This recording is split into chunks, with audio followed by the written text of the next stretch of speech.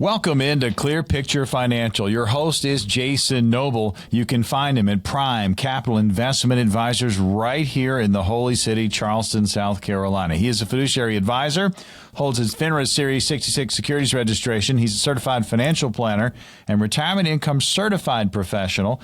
18 plus years in the financial arena helping his clients, get ready for their retirement. I'm Morgan Patrick, consumer advocate. Each and every week we hit the topics. We're going to do something a little different in this portion. I'm looking forward to it. We also give you an opportunity every single week to get on the calendar with Jason and his team to see where you are in your retirement planning process. And again, folks, this is no cost. It's no obligation. There is no pressure. That we're here to help you. These appointments, will make them available here in just a little bit. So some folks may, in fact, have a high tolerance for risk, Jason, but their capacity for risk, they think they have it, but it might be lower. And some people get so caught up in accumulating money that they forget to protect what they have for retirement. As they move into retirement, you got to think protection. So what kind of questions do you ask folks when you sit down for this comprehensive review to determine factors like, how risk tolerant or adverse to risk someone might be?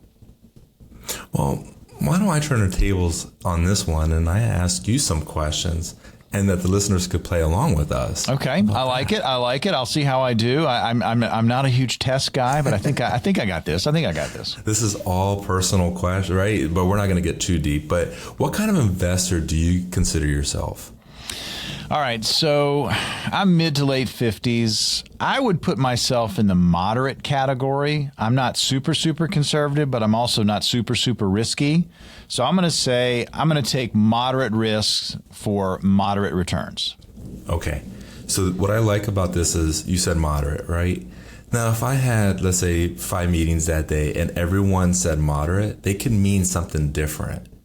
So when you say moderate, you mentioned a little bit that you're taking on moderate risk for moderate returns, right? How do you measure how much risk that you're taking right now within your current portfolio? How do you determine that? Yeah, that's a great question. I mean, I look at it and say, okay, I'm going to extend a little of what I have, and I'm going to put it in a category where I could make some good money, but I also could lose some good money, but I'm also going to keep some safe.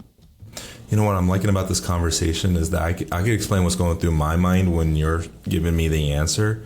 I'm already thinking as a professional, we may need to have a conversation around buckets. How do we have money in different buckets so that we have that growth potential, but we have another set of money that's more in preparing for income throughout retirement, more conservative strategy, where the overall mix between the 2 buckets or 3 buckets is overall a moderate type of risk.